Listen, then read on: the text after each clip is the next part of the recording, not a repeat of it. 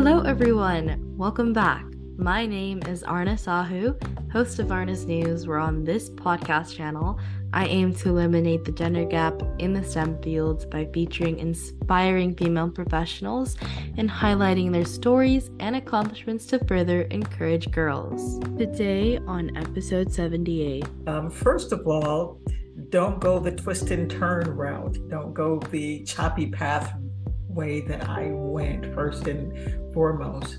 But in all seriousness, I would say invest in yourself. You need to invest in your education. You need to invest in the acumen or disciplines that you want to learn.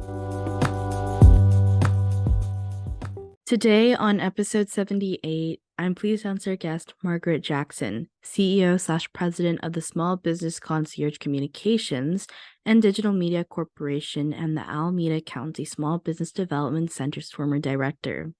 She is Silicon Valley's #1 small business radio personality, covering 9 Bay Area counties, and was the first female/African American personality to broadcast during the week on the Salem Media Group network in 2011.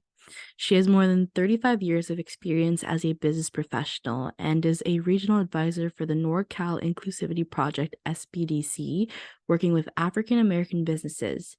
She publishes the Small Business Concierge digital magazine and catalog with global reach, and has also won 2 International Media Industry Awards, the Silver Davy Award and the Communicators Award of Distinction. So thank you so much, Margaret, for being here today. Before we dive into the questions, would you like to introduce yourself? First of all, thank you, Aarna, for having me on your show today. I am really excited to be here. I think you're doing a fantastic job. And actually, you've done such a great job on introducing me. I think we can forego my saying anything else in terms of who I am. I think you did a fantastic job. So we can get going and move on and do a great show with you. Perfect. So my first question for you is, tell us a bit about your career path. Well, that's an interesting story. My career path is not the traditional, what I would call a cookie cutter, graduated from high school, go to college, start your career, that sort of thing. I grew up in a disadvantaged home. I'm what you would consider what we call today a SETI individual, socially economic disadvantaged individual. And in that, you kind of grow up differently. And I had divorced parents, and I had a mother who had an ailment that prevented her from working. So I started working, career path that was not on my mind. But at 10 years old, I started working. I was working at a farm. I've done a lot of things between now and what I do today. But that career path was very, very choppy, very, very different than what most people, I believe, go through that growing up in unusual, unconventional circumstances. And so I would love to say it was simple, but it was not. And that path took me from working on a fruit farm at 10 years old to being a director of a small business development center to being a Department of Corrections supervising officer, being working for Department of Defense. So it's been so many different things. And it wasn't that when I was a little girl, I wanted to be whatever that was, outside of everyone wanting to be an actress or a band member of some sort. So it was just very different. And so that being said, my path was unconventional. I love that. I mean, you had so many different twists and turns that you wouldn't have ever predicted where you'd actually end up. Your first job was, working at a farm when you were 10, and then to now, you have such a different career path than you might have had in mind. And I absolutely love how, you've adapted to what's been given to you, and, you made something amazing out of that. Thank you for that. It has definitely been a lot of twists and turns, kind of like a winding road. You don't know what's going to come around the next corner, the next bend. Yeah. And this is a great segue to my next question, which is, what advice would you give someone wanting to pursue a career similar to yours? And do you have any tips to succeed? That's a great question, Arna. First of all, don't go the twist and turn route. Don't go the choppy path way that I went, first and foremost. But in all seriousness, I would say invest in yourself. You need to invest in your education. You need to invest in the acumen or disciplines that you want to learn. And then I'd like to say before you succeed, there's something else happening. There's success, levels of success. Success is not a destination. Success is a process. And during that process, you are achieving milestones. You're achieving certain levels. It's kind of like going through school, right? You are in what grade? What grade are you in? I'm a sophomore in high school. You're a sophomore, but you had to get through kindergarten to ninth grade and do that successfully through each class, through each test, through each obligation and responsibility that you had as a student. And so to do that, you were awarded or you succeeded to go to the next level. And that's really what I would say in terms of the best tip is understanding that success, number one, is a process, and enjoy the journey in that process, because there's so much to learn. There's so much joy in the journey. There's frustration in the journey. There's pains. There's all kinds of different things that are happening. But as you go through that and you achieve your different levels, then you are going to get to that place that you are targeting, which is that high school diploma, right? That maybe that next level in your career, in your job. What's that process? And for women, because of this show that you're doing is fantastic, there's a lot of disadvantages in the workplace for women. So women are leaving corporate America and they're becoming entrepreneurs like myself. Why? Because it gives them flexibility. They get to be their own boss. They're a CEO without having to climb that proverbial corporate ladder that does not always fit the package that we're wrapped in. And so we have to make other choices. And so in any case, success is a pathway, and enjoy the journey. And when you do get those accolades like that high school diploma, then you're going to go to your next level, right? Absolutely. Like, I have a good say on what this is because as a student, it's really easy to quit, maybe to drop a class, like maybe use something else as like a swap for, a harder class, maybe drop to an on-level one. But what I really like to tell myself is that in 6 months from now, when I'm probably done with sophomore year and being a junior, I am able to say that I took that hard class and I didn't quit at the time when I probably needed to, because I pushed through and I succeeded and I was able to finish that course. And just like telling yourself that, okay, maybe in like a couple of months or maybe in a couple of weeks, I'll be grateful that I didn't quit at that moment and I still pushed through.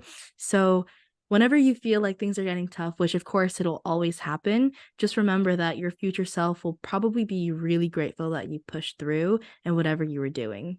That's right. I love that. That's right. Your future you will thank you later. Absolutely. Absolutely. Without a doubt. Without a doubt. I'm living proof. I'm living proof. Of You know. course. No, So yeah. Like whenever I just think that, oh my gosh, maybe I should quit or maybe I should drop this, I think about it and think maybe my future self will be like, okay, that was a good idea. Maybe you should have quit it. Or maybe on the other hand, it might be like, oh, you should have just continued it because then it'll give you these opportunities. If you just push through for just a little bit longer, you'll realize that it was a good decision to actually stay and be loyal to whatever you're doing. that's right. It sets you up for that next level. And of course, there's those outliers that you're like, I should have quit and I should have got out as an entrepreneur. It's like, get out before the ship sinks. And there are those times, but there's absolutely many, many times where the going gets tough that you persevere and you keep going. And you don't realize those next level of successes or opportunities if you don't press through. And so you're kudos on that. Definitely push through those processes that make sense, that can take you to your next level, the next version of who you're going to be. Absolutely. You're going to love it. Thank you. And my question for you is, what is a common myth about your profession that you want to debunk? But I'm an entrepreneur and I help a lot of small businesses from tech industry to food industries to coaches, consultants, therapists. It's just retail across the board. And somehow there's this myth out there, and I talk about this actually on my radio show, is you don't need a business plan. It's antiquated, it's out of date. And that's just not true. Ask a Fortune 1000 company who's doing 500-page business plans for the success and the sustainability of their companies and how many different types of plans that they're doing. Your business plan, in fact, your business plan is not even your first plan you should be doing what we call a business model canvas, or your business model is how a company is profitable or how it's going to make money. And it's this 9-panel page that articulates or intelligently articulates what your business model is, how it's going to make money. And that's the cornerstone of a business plan. And so your business plan is the longer version, or a well thought out, intelligent version of how your business is going to create sustainability and a competitive advantage over time. And sometimes I have small business owners that are frustrated because they just want to run into business. I want to sell, and I want a great business without thinking anything through, without thinking about the costs, without thinking about the pestles, which you do not control, which is political, economic, social, technological, legal, and environmental, that can slam against your business. And then what are you going to do to respond to that? And so I would say business plans are not antiquated. They are for today. You have different versions of what that could look like. It could be a one-page business plan. It's not the end goal, it's not the end game, but it is certainly gives you some framework. Or it could be a lean business plan, or it could be something more in depth. And my first business plan that I wrote for my first company many moons ago, I was able to take that and it becomes an asset, right? I was able to get almost $250,000 in funding. So I would say, do the hard work. Back to Aarna's point is press through. They don't want to press through what it takes to build that plan, but press through. It will force you to critically think about what you're not thinking about, from your technology to your business processes, to your keys to success, your objectives, your missions, your target market. Everyone's not your market. So if you say everyone, I'm going to say you didn't do your homework. And so business plans, get them done. Absolutely. Like, I totally love what you just said right there. What you just said was, don't go into things really headstrong, like actually plan out things. Figure out, what's realistic, what might not be realistic, and how you can actually stick through and make yourself successful with what you're doing. And I want to go back to, the point that I said before, that, your future self is probably going to thank you for staying in there, doing your best job. But at the same time, if you have an unsuccessful or unrealistic business plan, maybe that's your sign to not continue what you're doing, because it's going to be a failure. But at the same time, dive into things knowing what the actual pros and cons are, and what's going to set you back and what's going to give you success. Because if you do things without any rationale, things most likely will backfire. So yeah, just make sure you dive into things with knowing what you're actually doing. Absolutely. With your eyes wide open, take off the rose-colored glasses because you think your business and what you're doing is the best thing since sliced bread. So if you have the best chocolate chunk cookies, on the block where you live, but you don't have a plan of distribution, or you don't have a plan of how you're going to market and develop that business, then it becomes very, very. And you can have some successes without a plan, but you will always leave money on the table. You will always lose money. You will always miss opportunities, and you won't realize the other revenue streams, right, that could come out of really doing the critical thinking. Albert Einstein said this: critical thinking is hard work. That's why so few people do it. Absolutely. Like, that totally summarizes what that is because, if you don't critically think about what you're going to do, your future endeavors, then how will you be able to achieve that? You kind of have to have some rationale in your next steps to figure out, oh, will this set me up for success or will it set me up for failure? Right. That's right. Absolutely. Absolutely. And my question for you is if you could step into my shoes or younger self, what would you have asked yourself that I didn't? Where are you going from here? Probably like artificial intelligence or, going up, I guess, the corporate ladder. I'm not too sure, but definitely something in STEM. Okay, for sure. Not tech entrepreneur, huh? No, no, no, like that's definitely a possibility. Tech entrepreneur, that's something I want to focus on, but I just know that it probably will combine a little bit of business and technology together.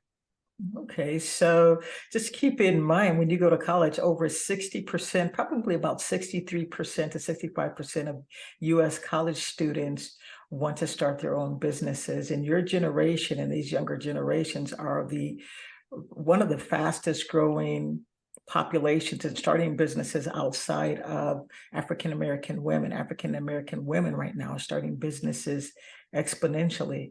And so your generation is crushing it and becoming multi-millionaires or single-digit millionaires pretty quickly than most. Single-digit millionaires are $1 to $9 million, and then double-digit, according to Grant Cardone, is $10 million, double digit. So your generation, you guys are crushing it, definitely on the entrepreneurial front. So coming out with some great tech. I love that.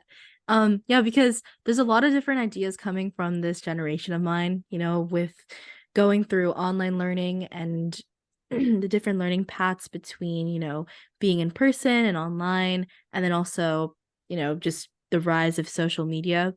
Collaboration is probably at its finest, and so is ideation. So I think that our generation will have a bunch of different cool ideas, and I'm ready for it. Awesome, awesome. Well, I'll be looking for you on that STEM front, and I'll get to say, hey, I knew her when I was on her podcast. And so I love it. I love it. Someone's going to be the next best thing, the next best genius. It might as well be you. Thank you. And my question for you is what are the best resources slash books that have helped you find your career path? So, in the beginning of this interview, I shared my career path has been very unconventional, choppy. And I didn't get and discover my career path through any book, really, because it was such a different journey. I was trying to help my mother, who was a dialysis patient, to help, buy Christmas presents. Um, my first real job, I lied about my age to McDonald's and got a job. I was about 15 years old, 14 years old, lied about my age to be able to work. So my mother didn't have to, give us money or give me money for Christmas to buy Christmas presents for my brothers. So she would give us a little bit of money. We lived off of government assistance because she couldn't work, government cheese, all of those different programs. So my career path was a lot of training and learning from all of the different opportunities I had to work growing up. I missed all of the dances. I didn't go to homecoming. There's, I none of that stuff. The Sadie Hawkins dance, I didn't get to go to that. It was just that type of life. And so my career path is encapsulated in that journey. And so so if there's a book out there, that book is not out there for me. So I think I might need to write that book and write that journey. But outside of that, faith, my faith really, in my adult years, coming back to my faith and using, not even using, but if I had to choose a book, I would choose the Bible because the faith component and really getting me secure in who I am as an individual and as a person, and understanding purpose and that I'm breathing for a reason, that that would be also encapsulated in that journey, because it was very, very, very bumpy, very, very difficult. I was a kid who was taking their paychecks home to their mother. And when you get in high school, you don't really want to do that. You want to have fun. You want to go to the malls. You want to go to the dances. And so it was very, very different. And so I can't give credit to any book out there other than the Bible that really structured my my faith and structured me in a way to really get a handle on where my life would go as an adult, as a young adult.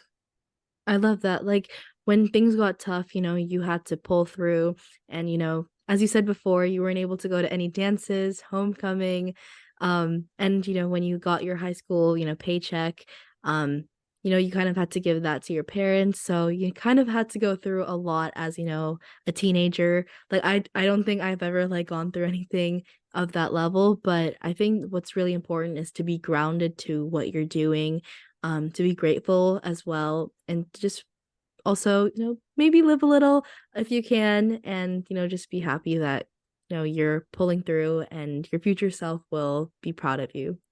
Yes, yes. And in retrospect, um, I'm grateful. My life, every step of my life shaped me and made me who I am today. I love that. And my question for you is, what do you think is a vital factor that shaped your career? What was your life before learning it, and what was your life after learning it? Hands down, I would have to say again, I'm gonna lean into faith. I was just a kid who was insecure. I liked working. I was good at it. I was very good at work. I was horrible at school. And I didn't know you could have both. I didn't know that you could be a strong student and work at the same time. And so I focused on work as much as I could. I certainly went to school. I didn't miss school. I wasn't like skipping school to go to work. But I have my high school transcript to this day as a reminder. I may put it on my wall, but I've got more D's and F's on my transcript than you could shake a stick at. But I look at graduating, finishing my MBA program last March 2022 and graduated September 2023, as they allowed for more graduations, in-person graduations. I graduated with a 4.0. And so my husband would say, why are you trying to get A's in your, in your program? I said, because I can. So why not? Why not do it? But all of that, part of me and who I am today as a woman and as an entrepreneur, and the work that I'm doing, is strongly rooted and grounded in my faith and knowing who I was before and who I am now. And so your question saying, what was my life before learning it? It was it was a mess. It was a hodgepodge of a lot of different things. I had a great work ethic, but after it, there was this structure, this pathway of taking Humpty Dumpty and putting Humpty Dumpty back together. And now I've got a clear vision. I know who I am. I know why I'm here. I understand my potential. I understand my passion, power, and posture, and position, and purpose, and principles for me to dominate in my space. And I understand that pain has purpose. And so that even gets factored into everything. So sometimes don't fight the pain in your purpose.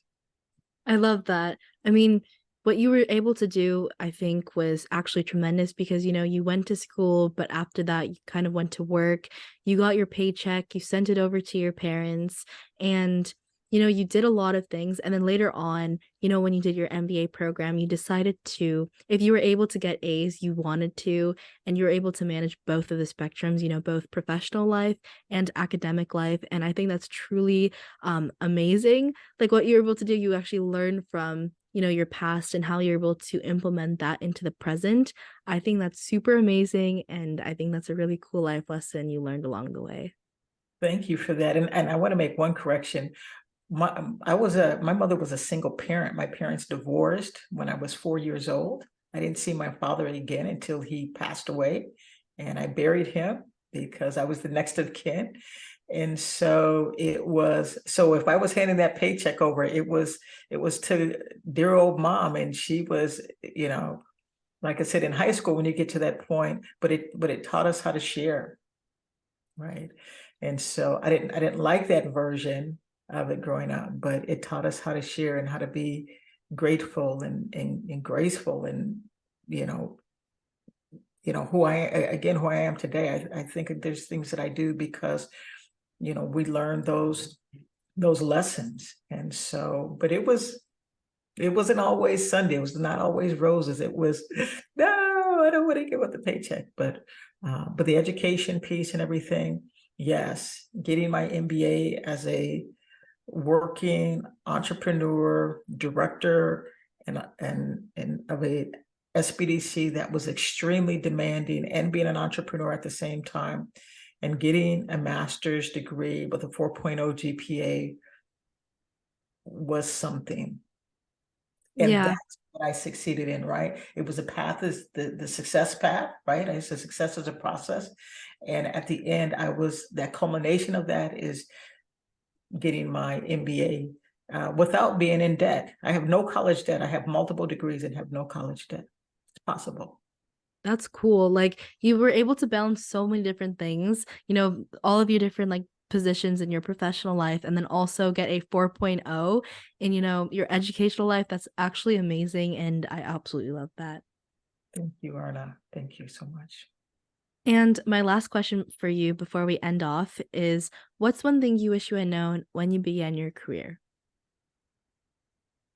That's simple. Value education. Well, thank you so much. Yeah. Thank you so much. And before we end off, do you have any last words to the audience? Yes, invest in yourself. Sometimes there's a time to take care of your clients, your customers, and your family, and all of that, which is wonderful. But take some time to be selfish about investing in yourself and pouring into yourself and giving yourself the opportunity to grow and go to your next level. You have to do that. You can't just pour out, you have to pour back in. So pour back into yourself. Absolutely. Well, thank you so much, Margaret. I absolutely love talking to you, and I hope you have the best rest of your day. Thank you. You do the same thing, Aarna. Thank you again for having me on.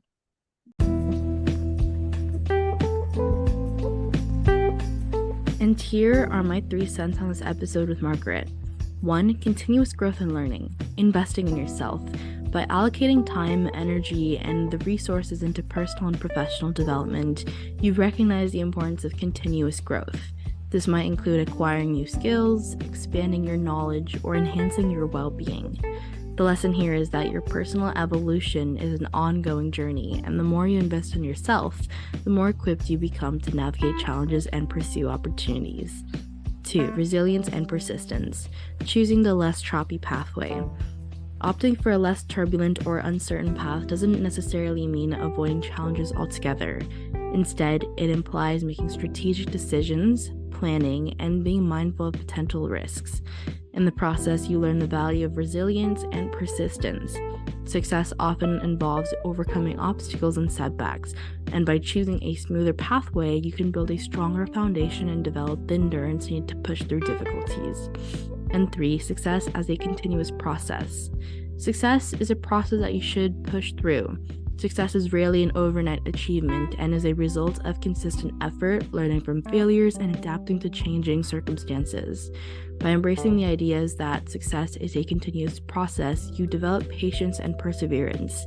Each step forward, even if small, contributes to your overall progress. This mindset encourages you to stay focused on long-term goals and understand that setbacks are a natural part of the journey.